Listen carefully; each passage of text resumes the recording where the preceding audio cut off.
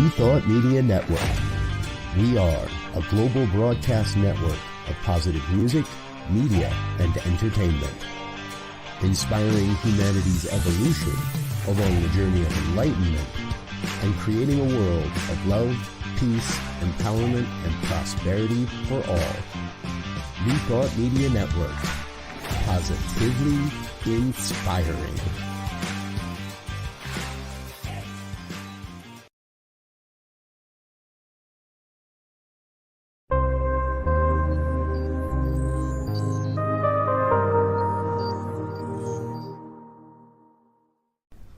New Thought Media Network. We are a global broadcast network of positive music, media, and entertainment, inspiring humanity's evolution along the journey of enlightenment and creating a world of love, peace, empowerment, and prosperity for all. New Thought Media Network. Positively inspiring.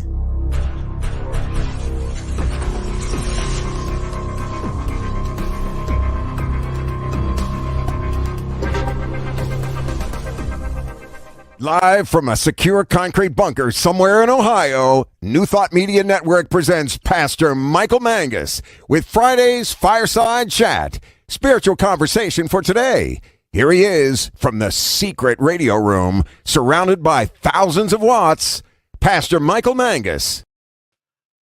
Well, yeah. Well, good evening, everyone. A happy Friday evening to you. This is another fun-filled, thrill-packed, and yes, guaranteed edition of the Fireside Chat here on your New Thought Media Network. I am Reverend Michael Mangus, and I am broadcasting this evening from the secret radio room, surrounded by thousands, and I mean thousands of watts, in a secure concrete bunker, somewhere around Akron, Ohio. That is so top secret that only one person, and that is my former producer, Diego Reyes. Only he knows where the top secret bunker is located. No one else, especially the Reverend Jeff Radcliff and the Reverend Dr. Robert Brzezinski, they have no clue where the top secret bunker is located, and we are going to keep it that way. I always love saying that. Well, we do have a wonderful show for you this evening. Good to have you tuned in. Please feel free to interact with us. We are live tonight, so post your comment on Facebook or on YouTube. And again, all my shy people out there, I know you're out there. You don't want to post anything up. I got that. Send me an email, pastormichaelmangus@gmail.com, pastormichaelmangus@gmail.com. So the purpose of our Fireside Chat is to talk about contemporary issues from a New Thought perspective. So we are not sweeping under the rug what is going on in the world, as happened in the past, where we don't pay attention to the news. And as I keep saying week after week, I want us all to have a new thought about what is going on all around us, not only here in the U.S., but also globally. And again, you do not have to agree with either myself or my guest commentator, Jeff Radcliff, this evening. We just want you to think. We want you to examine what is going on in your life, and also to know that you are not only a part of the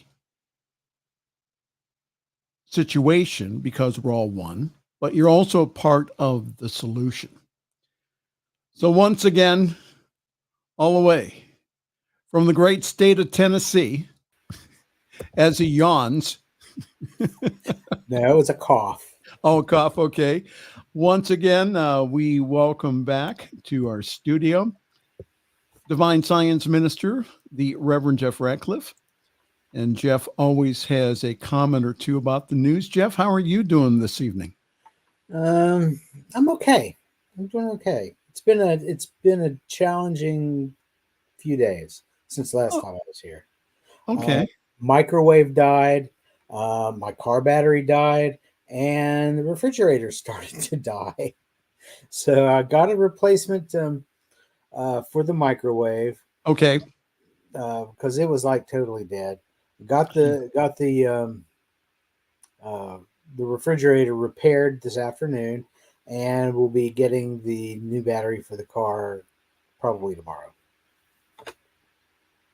So yeah, Interesting week, huh? it's you know that credit card commercial that asks what's in your wallet. Yeah. Well, I'm sitting here thinking about these things, and I'm saying, well, what's in your consciousness? And I thought, well, I can't ask myself that because that would be spiritual malpractice. Malpractice if I were to ask that of anybody else. Why am I asking it of myself? What's in my consciousness now is that my good is coming to me, Yes. and it did. I had money to pay for the repair on the refrigerator. I had money to buy the new microwave, and I've got money for a new battery. So hey, there you go. There you go. How wonderful. All right. I'd like to wish you a very happy Father's Day coming up Thank you. this coming Sunday here. And I was wondering, is Lily, your wonder dog, is she going to serve you breakfast in bed? Are you kidding me? No, She's not even going to call out the Waffle House for an order? no. See, since my son is 500 plus miles away, Lily's all I got in the way of babies running around the house. Right. But she's of the selfish baby variety. She wants me to cook it and then share it with her rather than vice versa. And So your son is now, he'll be 30 in January. So he's 29 right now. and he's a teacher, is that correct? He's doing he's a substitute teacher right now. Oh, okay. Wonderful. He's going back to school now, right? Again? No, he graduated last May a year ago with his master's in secondary ed. Wow. Wow. Well, I'm proud. you are. And his first name? Aaron. Aaron Well, Hay. his name is Jeffrey Aaron, but to distinguish him from me, we use his middle name. Okay. Well, you got a hell of a dad. That's what I want to tell Aaron. Good guy. So no matter what other people may say, especially on Facebook. Have you noticed that Okay. I have pulled way back on Facebook? You've been good lately. I have, because I decided that I was not going to let social media get the best of me, because every time I get on Facebook or I read comments in a news story like on Yahoo or one of these other news outlets, it just drives me crazy. And I decided that I would rather have my peace of mind, that my peace of mind was more important, and that I don't need to jump into the fray every time somebody says something stupid.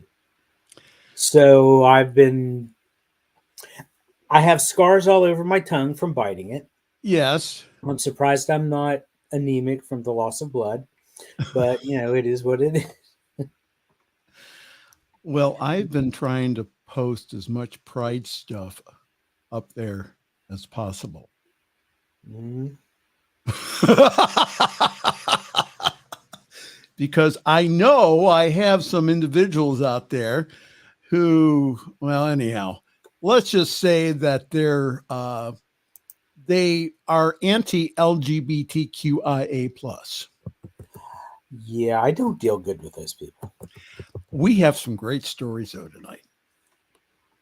17. What is with you? 17. He sends me 17 pages of stuff. Of copy. Let's talk about some of these things here. Like, I've got a life. I've got a repairman coming, and you want me to read 17 pages? Okay, So I compromised and didn't read anything. You didn't read anything. I figured what I could do is I'll wing. You'll wing it. Well, Yeah, I'll wing. Here's your girlfriend. Yeah, I know. Your girlfriend's here. Yeah, well, she's one of two, and Diana knows about the first one, but the first one didn't know about Diana until I spilled the beans the other day. Okay. And she said, "You probably shouldn't have told me about her." And I said, "Well, do you want a man who tells you the truth or a man who lies and runs around behind your back?" And she goes, "Well, that's a good question. Let me ask my husband." Hold it. Yeah. Oh, that's a double rim shot. I know, right? Well, we have those this evening because I'm not going to give away the story, but if we get to the story, that I'm going to use the rim shot a lot. Okay. If we get to that story, but first, you did ask me to look for a couple of things. Have a couple of things prepared, and I didn't. I went and looked something up real quick. It's hilarious, but it's highly inappropriate for the show. So we won't be You just don't want to get me called into the office on Monday afternoon. Here's the thing. They say the one who laughs last is the slowest, and the one who laughs first has the dirtiest mind. Right. Well, I read this thing and I fell out.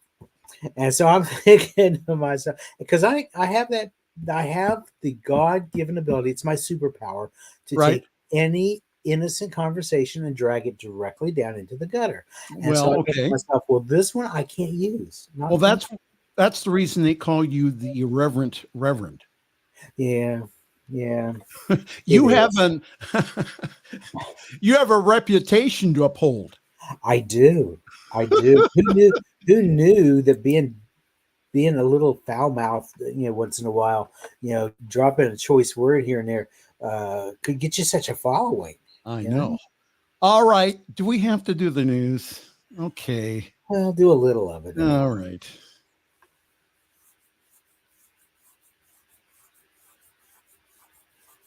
Well, the Supreme Court is about to end its deliberations for the year, so it's dropping all of its rulings now.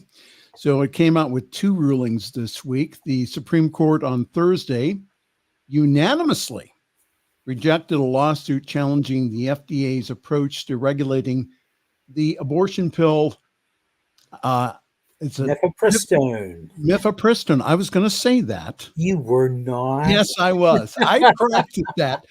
You can't pronounce that word. Yes, allowing the drug to stay on the market. Well, what's the other name for it? I don't know. It's RU 486. There you go. There you go. Right. The ruling is a significant setback for the anti-abortion movement in what was the first major Supreme Court case on reproductive rights since the court's conservative majority overturned Roe v. Wade a couple of years ago. The challenge to the drug has been vehemently opposed by the pharmaceutical industry, which warned that the ruling that the second-guessed the regulation for the drug could open the door to legal challenges targeting all sorts of medication. Now, I know that most New Thought centers and ministers support a woman's right to choose. Right. And as a man, I may not support abortion.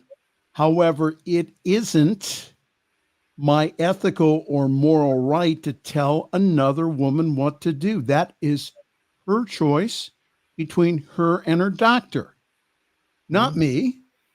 And the limiting of safe legal abortions limit doctors in providing proper health care to women. So a safe and effective way of terminating pregnancy through this medication, which has been used for years, and the Supreme Court in an unanimous decision said this is not our ball game here, which I feel is a victory for women.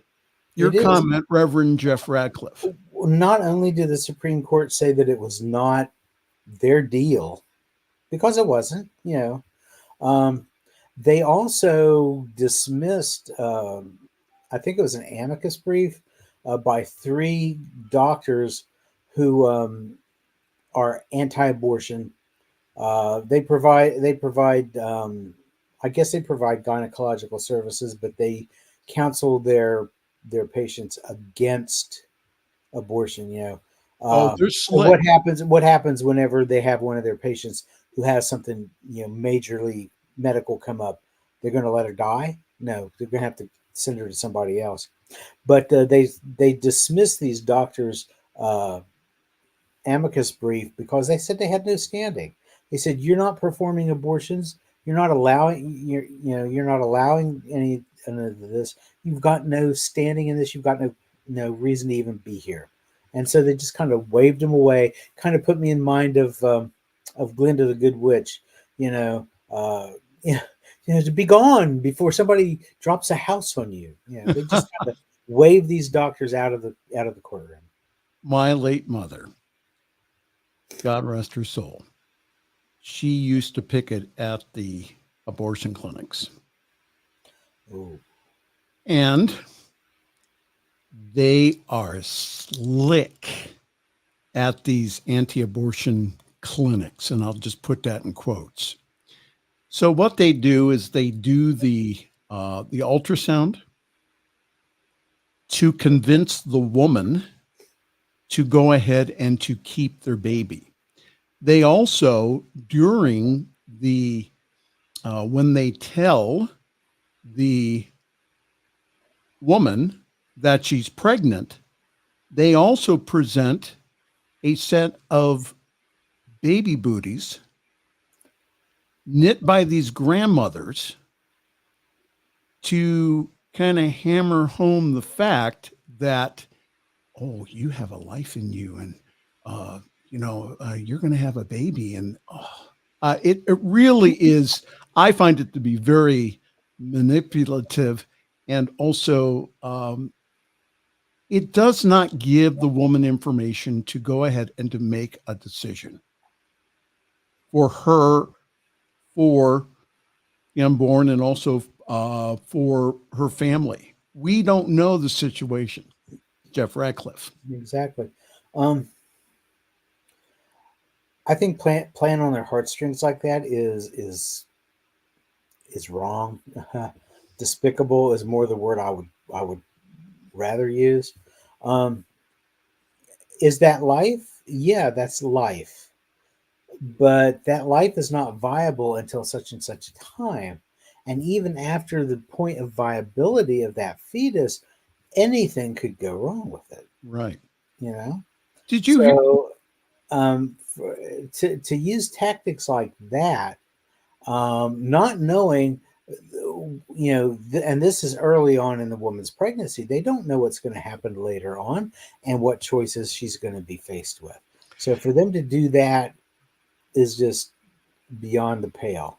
So that the Catholic Church does not baptize stillborn. Yeah. And that's fine. Because that's fine, say because I will viable life. Go ahead. I will step in locally to anybody who wants to have their child baptized if they're stillborn, if the church won't do it for them. Because I think that's spiritually, I think it's spiritually unsound, but that's me. If any one of the folks who are watching this evening, hello there. If you would like to comment, please do so. We would appreciate your comment either on Facebook or on YouTube. All right. Our next story also involves the Supreme Court. Hit me, Trixie. All right. The Supreme Court on Friday struck down a federal ban on bump stocks approved by President 45 the latest opinion from the conservative court rolling back the firearms regulation. Justice Clarence Thomas, who they're finding out more and more each and every day that he's been accepting these very expensive trips by billionaires, wrote the opinion for the 6-3 court. The court's liberal ring, led by Justice Sonia Sotomayor, dissented. And Trump had pushed for the ban in response to a 2017 mass shooting that killed 58 people at an outdoor music festival in Las Vegas. Let me stop there. Oh, did he get heat from the NRA for doing that? He got a lot of heat for that. Bump stocks allow a shooter to convert a semi-automatic rifle into a weapon that can fire at a rate of hundreds of rounds a minute. And so Thomas wrote this. He says, a bump stock does not convert a semi-automatic rifle into a machine gun any more than a shooter with a lightning fast trigger finger does. I can't make this stuff up. So Thomas wrote in his opinion, even with a bump stock, a semi-automatic rifle will fire only one shot for every function of the trigger. So then Judge Sotomayor wrote in a scathing dissent that she went ahead and she presented live from the bench, which is extremely rare, that the majority ruling will have deadly consequences. The decision, she wrote, hamstrings the government's efforts to keep machine guns from gunmen like the Las Vegas shooter. When I see a bird that walks like a duck, swims like a duck, and quacks like a duck, I call that bird a duck, said Sotomayor in dissent. Lily. See, even Lily's upset about this. Yeah. A bump stock equipped semi-automatic rifle fires automatically more than one shot without manual reloading by a simple function of the trigger. Because I, like Congress, call that a machine gun, I respectfully dissent. Your comments, Reverend Jeff. I'm not a Clarence Thomas fan by any stretch of the imagination. He did say one thing that is correct. Okay. That a semi-automatic rifle, you need to pull the trigger, and each time you pull the trigger, it releases a bullet. Whereas an automatic weapon, you pull it one time, and it shoots out a lot of bullets. That's the only thing he got right. When he said that even with a bump stock, a semi-automatic rifle will only fire one shot for every function of the trigger, what he's saying is your finger actually pulling the trigger. He's wrong, because that bump stock is made specifically to fire more bullets with only one single trigger pull. So that's where he's wrong. And Judge Sotomayor and the rest of Congress who you know, she mentioned on there, they're right. That's exactly what it's doing. Is it's making a semi-automatic weapon into an automatic weapon. That's why we don't allow private citizens to own automatic weapons in this country. So to get around that, no, we don't. You can have a semi-automatic, but you cannot have an automatic weapon. Right. Those are reserved only for the military and for law enforcement. And so they came up with this bump stock as a way to kind of sort of get around that and give folks an automatic weapon. It's just this very loose interpretation of the Second Amendment that says that individuals can bear arms only for the use in a well-regulated militia. That's the Second Amendment, and that the courts have ruled over the years that that means that you can have as many guns as you want, stock up as much ammo as you want, because of that extremely, when they wrote the Second Amendment, they had like muskets. Okay. They didn't have semi-automatic rifles. They didn't have that kind of stuff back then. But again, because of this, and they did have a ban on semi-automatic weapons back in the Reagan administration when President Reagan got shot, unfortunately.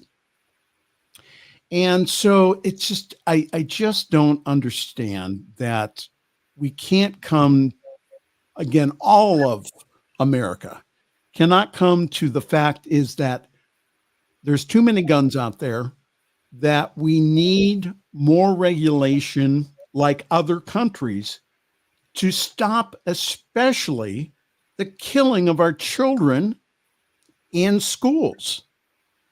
They have shooter drills now. Whereas you and I, when we were growing up, we had the worst thing we ever had was a tornado drill. So your comments, Jeff Radcliff. I've noticed that lately the argument about the well-regulated militia seems to be turning. The predominant view from most sane Americans is they're actually talking about an organized group of people who are watched over. That's not the word I want to use. I'm not sure what word I want to use. Supervised. There you go. That's a good word. By they've got commanders and whatnot who are making these decisions. That's what kind of like the way the Army is now, or the Marines, or whoever. But some of these people now, some of these really rabid gun owners are saying, "Oh no, back in the mid and late 1700s, when all these guys were writing these things down for the country, well regulated meant it was in good working order. That they can't take away your weapons because if you're well regulated, meaning you've got a musket that you oil and you take care of, and you make sure that it's in good working order." Now, where's the Supreme Court in a decision like that? They said Roe v. Wade was not good law. Okay, so they went ahead and they said Roe v. Wade is not constitutional. And so they go ahead and they let go of that. And then they don't take a look at the Second Amendment and say, this is an overextended interpretation of that you can have any kind of weapons that you want at your home. It just makes me shake my head. Yeah, and I can't remember the justice several years ago who addressed this very issue, and he said something to the effect. I wish if I could think of his name right now, I'd look him up real quick. But he was saying that this idea of the well-regulated militia and not infringing on someone's right to bear arms did not give people unlimited access to firearms. He totally disagreed with that. Unfortunately, we have a Supreme Court that would prefer to kowtow, shall we say, to some of the more radical folks in our country. Yes, unfortunately. All right.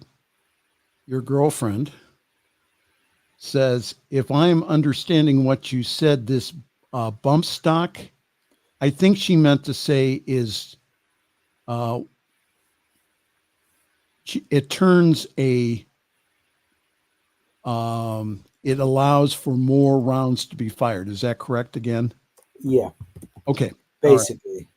All right. Well, I'll tell you what. Let's go take a real fast break here. Hold it. Making an semi-automatic gun this way, Trump can use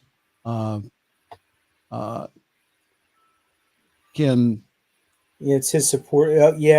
If they his allow supporters to take over the government illegally.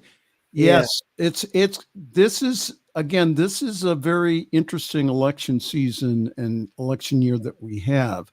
And that is why I am, and Jeff is, and everyone that I know is encouraging everyone to go vote.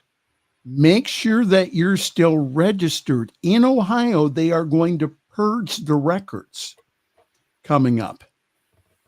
Purge the election records. So make sure that you are registered to vote in the November election. And you can do that by going onto the Secretary of State's website and making sure of that. Go vote, go vote, go vote, especially this year.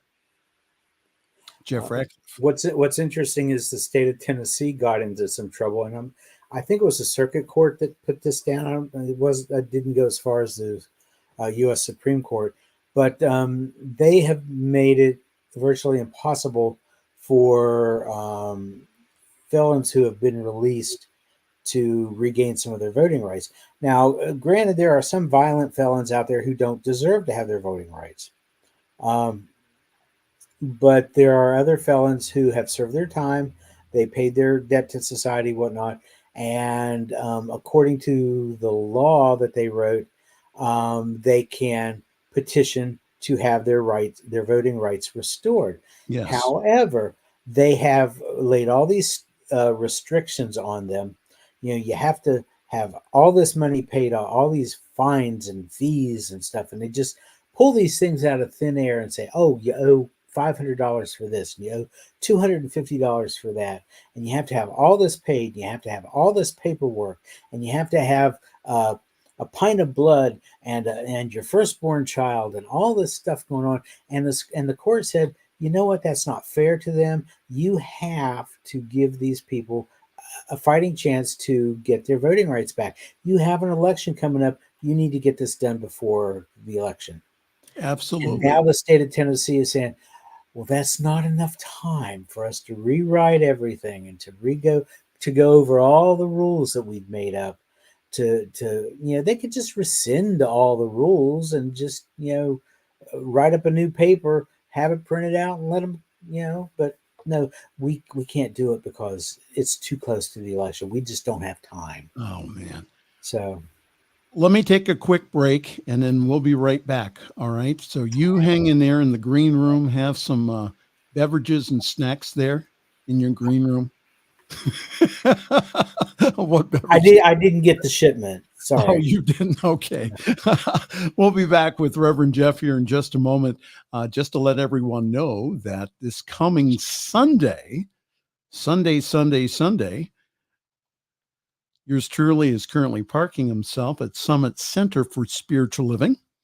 So go to summitcsl.org for more information. And this Sunday, we will have a wonderful service honoring Father's Day with one of our musicians and father, Tim Morrow. So just go to summitcsl.org for more information on how to join our Zoom call. We would love to see more of you on Sunday.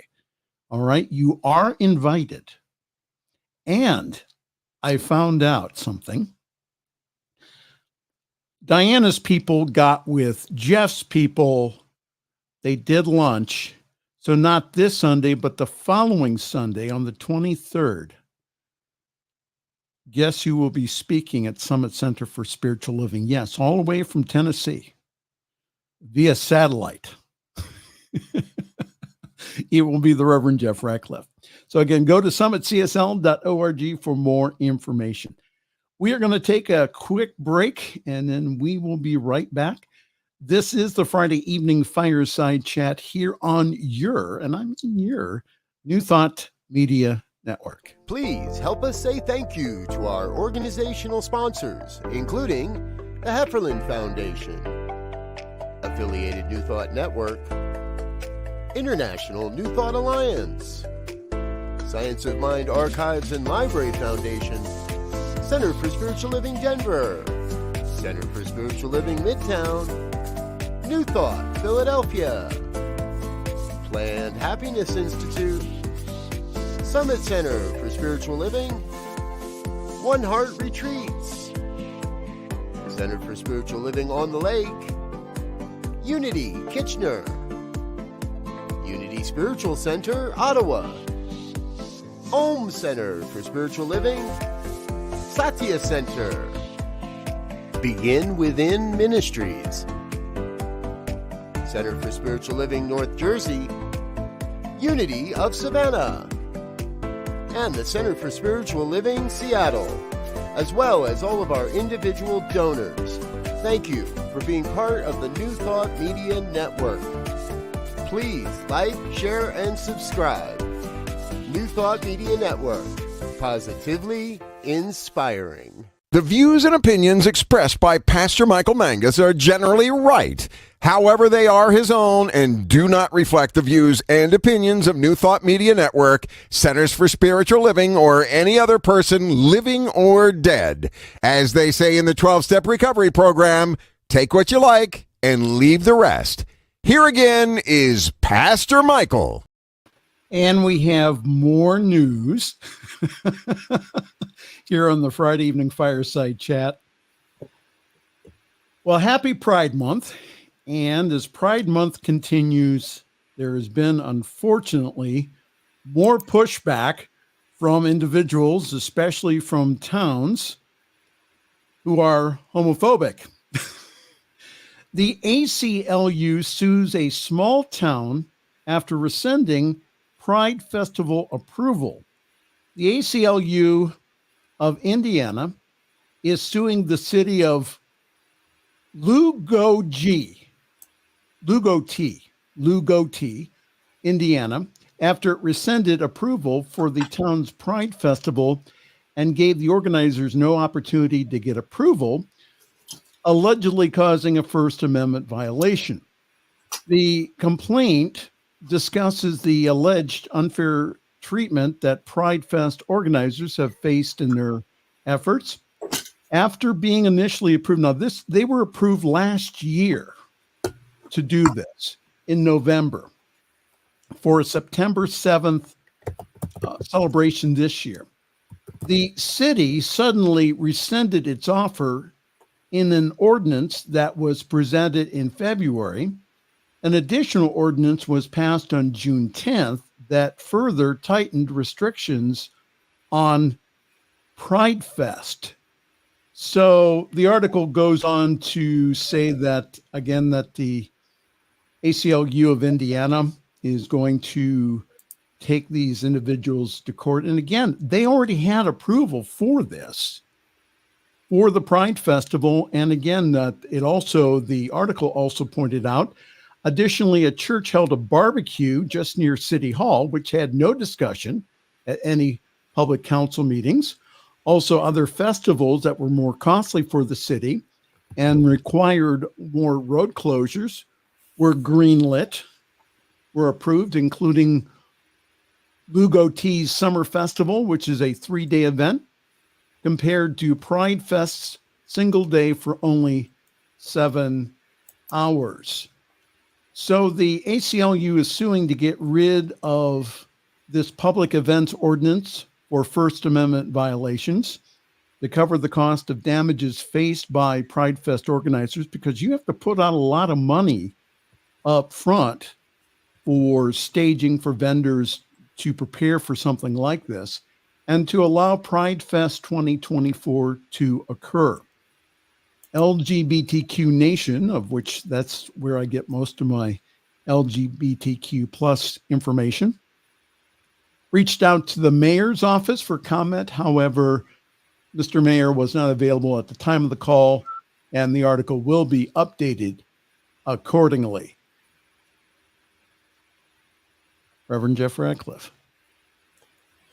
Well, I can't speak to that particular Pride event, but I can speak to one that happened here on June 1st in Franklin, Tennessee, which is it's a bedroom community of Nashville. It's south of Nashville.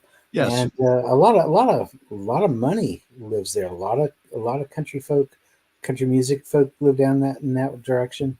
And a lot of Christian organizations have their headquarters in Franklin. It's interesting. But they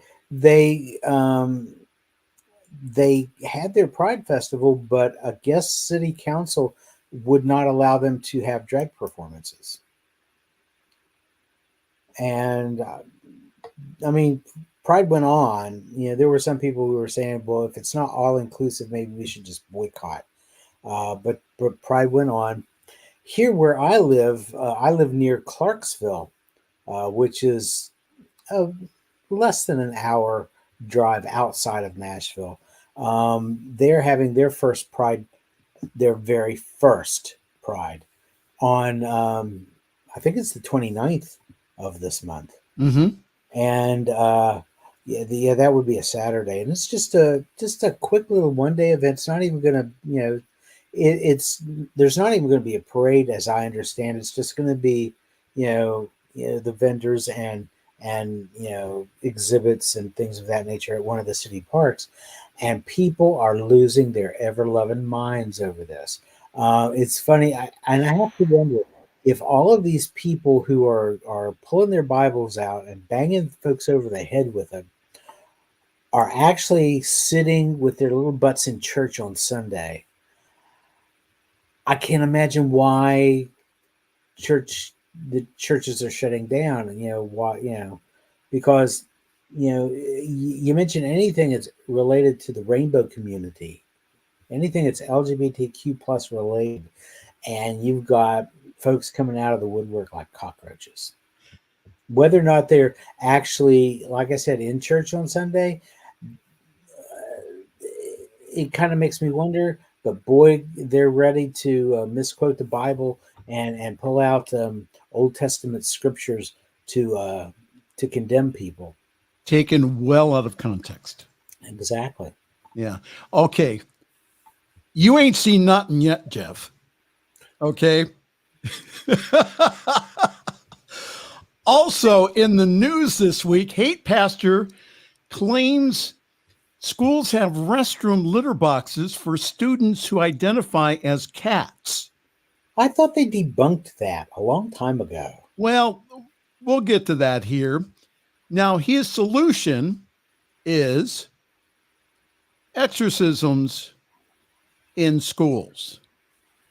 Now, Reverend Jeff Radcliff used to perform exorcisms when he was in the Pentecostal church years ago. I don't know, Jeff, you may have to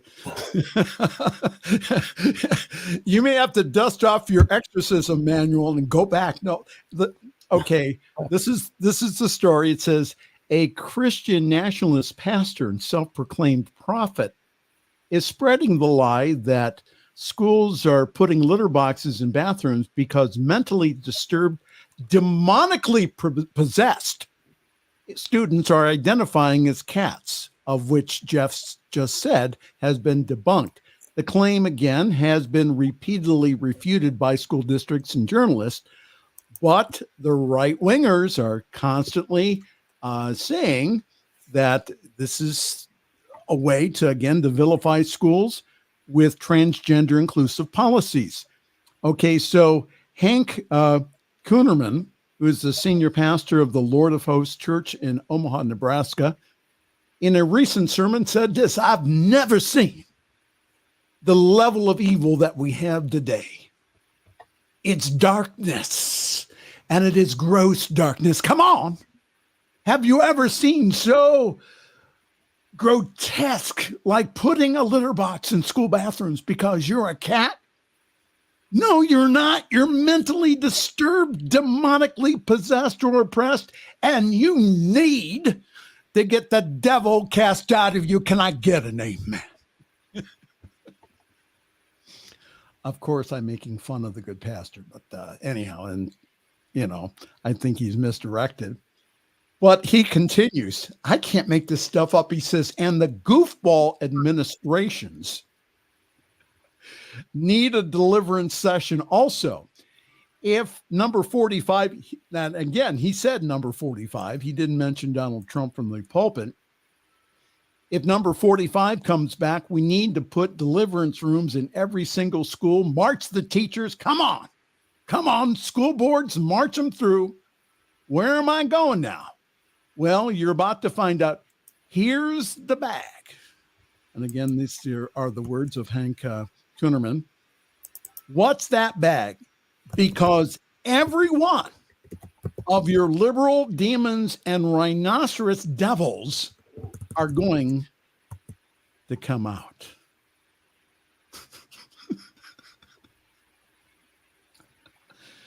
Yes, and it has been debunked by many organizations. Comment, Reverend Jeff Radcliff. Well, you see, I used to attend a church very much similar to that. But this preacher so far out on a limb, you can hear the wood crack. I mean, if he were to step foot into my old church, which was the Garden of Eden Church of the Flaming Sword of Truth Pentecostal Church and Bait and Tackle Shop. With the emphasis on the bait and tackle. There you go. Okay.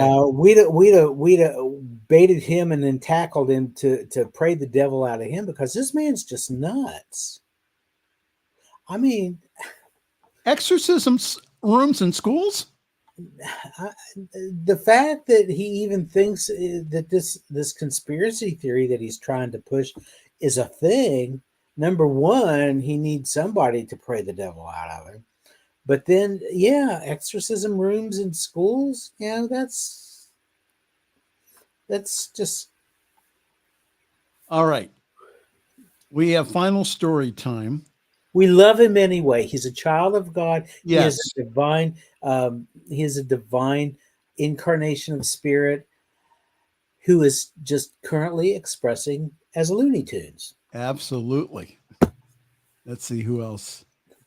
That's his right. It says, Michael, you do your imitation too well. That's because I grew up in the church.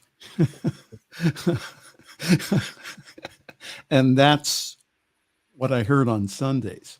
Mm. All right. So let's go to our last story because this is the one fun one that I wanted to do. You've been waiting for this one. Oh, I have been. As I page past all of my 17 pages of copy. Yeah. You needed somebody to do an exorcism on you when you were writing this stuff. Take note, spiritual director Diana Mangus. You may have to cast the devil out of me. So with cheekiness and fawning excitement, comedians meet Pope Francis today. It's like meeting or the meeting of every poorly behaved kid in the church, and they stuck them all in a room and they thought it would be a good idea. Jim Gaffigan told reporters after Jimmy Fallon, Stephen Colbert, and also more than 100 comedians from around the world met Pope Francis on Friday. As to illustrate Gaffigan's point, Fallon stood up just before the Pope entered the audience hall and pretended to greet the room from the papal chair to uproarious laughter. Gaffigan described the mood in the Vatican Hall as ADHD cranked up. So Gaffigan and Colbert, both practicing Catholics, were asked by the Vatican organizers to put together a list of American comedians who would meet the Pope. And they were like, well, we don't want you to do any material.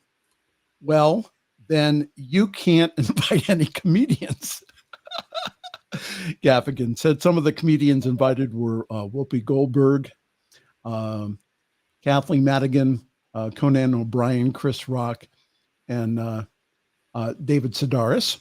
And they made the list of comedic representatives from the United States. So I thought, you know what? We're gonna celebrate that this evening by doing some Pope jokes.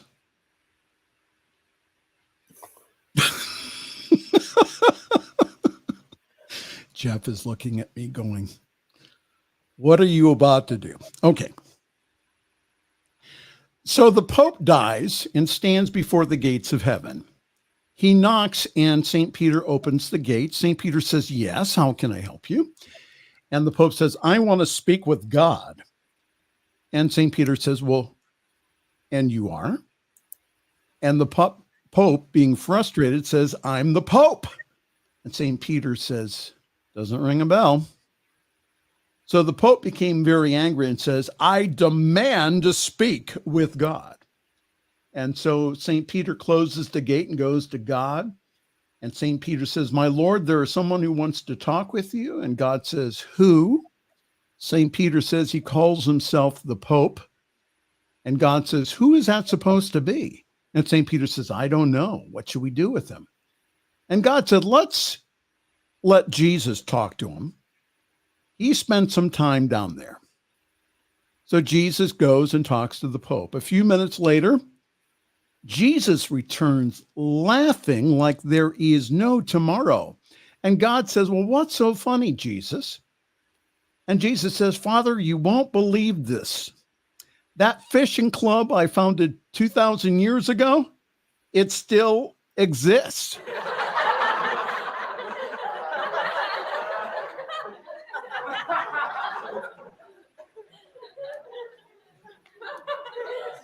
Not even a smile. I read that same joke. We must have went to the same website for that. Did you see the one about the Pope doing the crossword puzzle on the plane? Yeah. We're not going to say that was tonight. Funny, but that's the one that I was referring to when I said, yeah, that's not appropriate. Yeah, we're not going to do that one tonight. So but we were on it was on my list. That? Yeah, it was on my list to do, but I said, nah. I would like to get ordained in a couple of years and sent to spiritual living. Okay.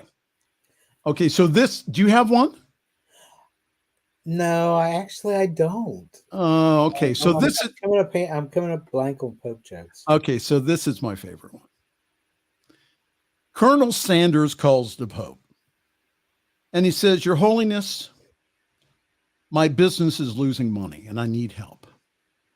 I'll donate $10 million to the Vatican if you change the Lord's Prayer from give us this day our daily bread to give us this day our daily chicken. I'm sorry, Colonel, the Pope replies. I cannot change the word of God. I wish you good luck with your business. So a month later, the Colonel calls again, even more desperate. He said $50 million to the Vatican if you change the Lord's Prayer from give us this day our daily bread to give us this day our daily chicken. Once again, the Pope replied, I'm sorry, Colonel Sanders. The word of God is sacred and cannot be changed. You'll have to try something else. So a month later, Colonel Sanders calls back in pure desperation. He says, please, Your Holiness, my sales are in the hole. I'll donate $100 million to the Vatican if you change the Lord's Prayer from give us this day our daily bread to give us this day our daily chicken. So the Pope sighs and says, okay, let me get back to you. So then he calls up the College of Cardinals and all the bishops. And he says, gentlemen, I have some good news and some bad news. The good news is that KFC will be donating $100 million to the Vatican. And so the bishops and the cardinals all erupt in a big cheer. And after quieting down, one asks, well, what's the bad news? And the Pope replies solemnly, we will be losing the Wonder Bread account.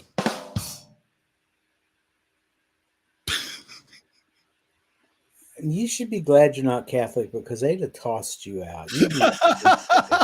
Well, I was Catholic at one point. And you're not anymore. What they? I'm not anymore. That's right. I think they did toss me out.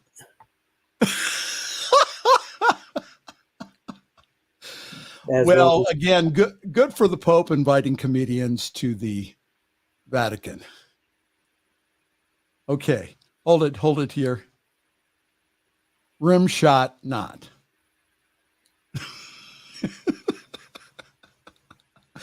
Oh, I'm going to hear it later.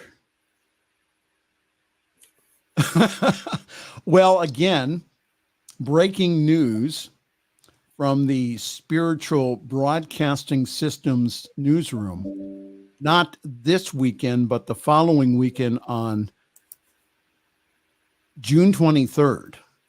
The Reverend Jeff Radcliff will be speaking at Summit Center for Spiritual Living on a topic we do not know yet. And neither does he. And neither does he, but he will find out. So next week, we will have a replay of a past show because yours truly has 3 weddings next week, possibly 4. People wanting to get married in June here in Ohio.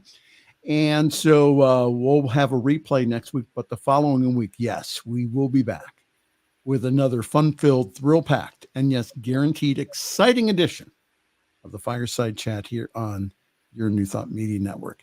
Reverend Jeff, any parting words? It's just been so much going on in the news, and we only touched on a few things. But if nothing else, always remember that no matter what it looks like, all is well, because it all starts within our consciousness. Yes. If we keep our consciousness raised and we keep it up there, then things are going to turn out. But even if you don't have your consciousness up where it needs to be, even if you're projecting some bad stuff into your life, it's still never as bad as what we imagine. No. The worst things that I have ever imagined in my life never even came true. But it would behoove you to be like me and don't do that anymore, to the best of your ability. So yeah, just remember that no matter how bleak it looks, no matter how bad it looks, it's never going to be as bad as you think.